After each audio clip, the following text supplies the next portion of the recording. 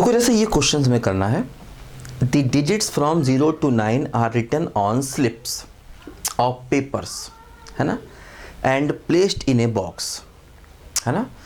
मतलब 0 1 2 3 4 9 तक डिजिट जो हैं वो स्लिप में रखी गई हैं, स्लिप में लिखी गई हैं, और वो जो स्लिप हैं उनको एक बॉक्स में रखा गया है ना। मतलब एक स्लिप पर 0 लिखा है, एक स्लिप पर 1 लिखा है, एक स्लिप पर 2 लिखा है, ऐसे करके 9 तक डिजिट को स्लिप पर लिखा गया है और वो स्लिप बॉक्स में रख दी गई है ना।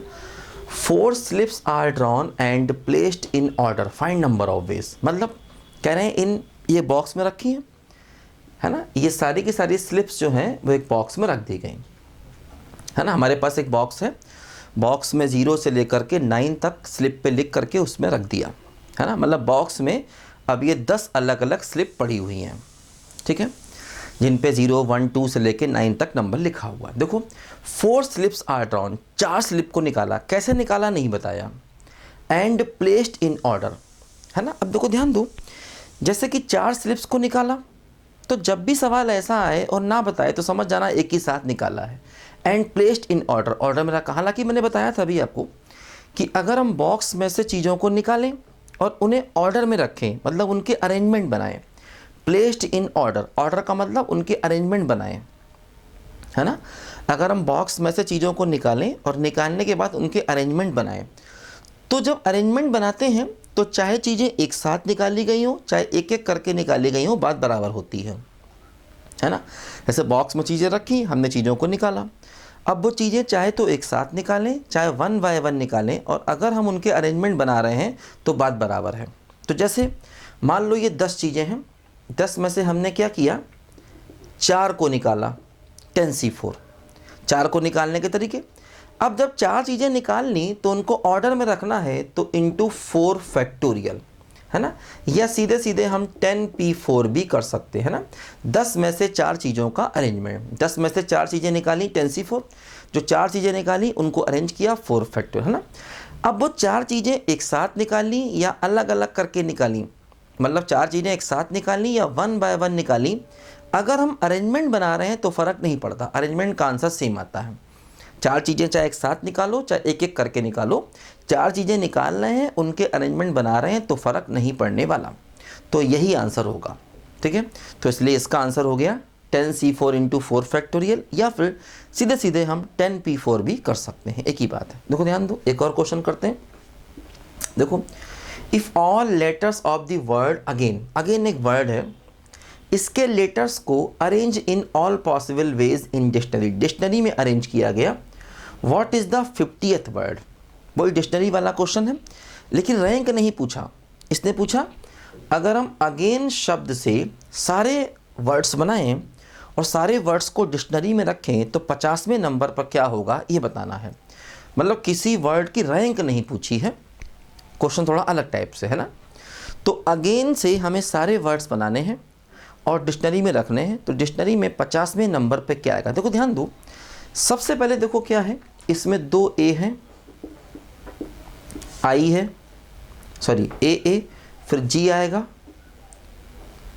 आई आएगा, एन आएगा, है ना।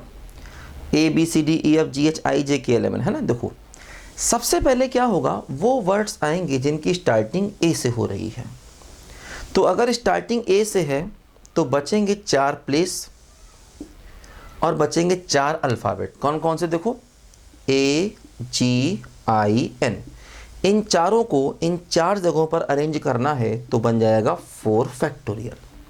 पहले आई से बनने वाले शब्द आएंगे, 4 फैक्टोरियल का मतलब 24 वर्ड्स ही होंगे। फिर देखो क्या होगा, जी से बनने वाले वर्ड्स आएंगे। अब अगर जी को हमने पहले प्लेस पर फिक्स किया, अगर जी को पहले प्लेस पर फिक्स किया तो ए आई एन, ये 4 चीज़ें आई, इनका क्या हो गया 4 फैक्टोरियल अपॉन 2 फैक्टोरियल, तो 4 इंटू 3 देखो 12 हो जाएगा, ठीक। फिर क्या होगा, देखो आई से बनने वाले वर्ड्स आएंगे, आई को पहले प्लेस पर फिक्स किया, तो अगर हमने आई को पहले प्लेस पर फिक्स किया तो बचेंगी फिर से देखो 4 चीज़ें, ए जी एन, इनका अरेंजमेंट क्या होगा, देखो 4 फैक्टोरियल अपॉन 2 फैक्टोरियल, 4 इंटू 3 यानी कि 12, ठीक।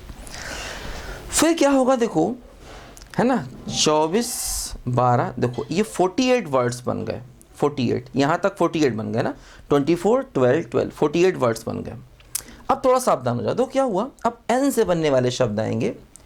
तो जैसे पहले प्लेस पर अगर एन आया तो 4 बचे, ये चारों अरेंज होंगे, AAGI, है ना।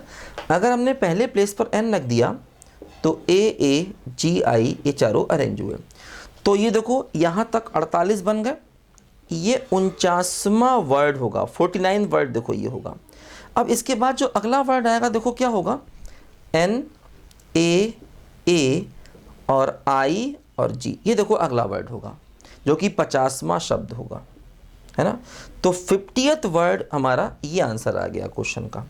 50th वर्ड पूछा है तो 50th वर्ड देखो ये हो गया NAAIG, ये हमारे क्वेश्चन का फाइनल आंसर आ गया।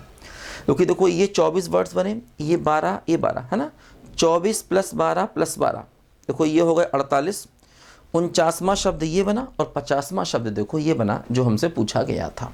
ठीक है, तो अच्छा क्वेश्चन है, इजी है। ऐसे क्वेश्चन कितने हम लोग कर चुके हैं, फटाफट करो, प्रैक्टिस करना है इन सब सवालों की बिना देखे हुए।